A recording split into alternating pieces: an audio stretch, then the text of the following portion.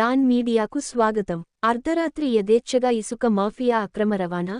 యథా రాజా తథా మాఫియా. అంబేద్కర్ కోనసీమ జిల్లా, కొత్తపేట నియోజకవర్గం, గోపాలపురం గోదావరి గట్టుపై ఉన్న ఇసుక ర్యాంపు వద్ద అర్ధరాత్రి యథేచ్ఛగా ఇసుక అక్రమ రవాణా.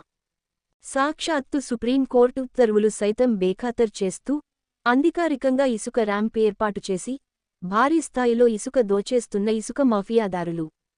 సుమారు 50కి పైగా టిప్పర్ లారీలు ఏర్పాటు చేసి, గోదావరి గట్టు వద్ద ఉన్న ఇసుక ర్యాంప్లో ఇసుకను తోడేస్తున్న వైనం. హైవే టిప్పర్ 6 యూనిట్ల లారీ, ఒక్కదానికి 9,000 చొప్పున, సదరు అక్రమ ఇసుక ర్యాంపులో వసూళ్లు చేస్తున్నట్లుగా సమాచారం. తాడేపల్లిగూడెంలో కేంద్రంగా మట్టి, ఇసుక మాఫియా నడిపిస్తున్న కొందరు వ్యక్తులు, అదే ఇసుకను 20 నుంచి 25,000 రూపాయల వరకు, మట్టిని రాత్రి వేళల్లో దిగుమతి చేస్తూ కోట్లాది రూపాయలు వెనకేసుకున్నారు. ఈ అక్రమ ఇసుక మాఫియా రవాణా ద్వారా వచ్చిన సొమ్ము, నాయకులు జేబులోకి లేక అధికారులు జేబుల్లోకి వెళుతుందా అనే విషయం తేలాల్సి ఉంది.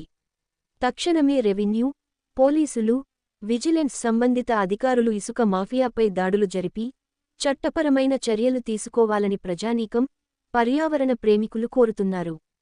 కొలువుతీరిన కొత్త ప్రభుత్వం ఎలాంటి చర్యలు తీసుకుంటుందో వేచి చూద్దాం. విశ్వసనీయ వార్తల సమాహారమే మన డాన్ మీడియా. మరిన్ని వార్తల కోసం మన డాన్ మీడియా ఛానల్ను సబ్స్క్రైబ్ చేయండి. మరికొందరితో చేయించండి. ధన్యవాదములు.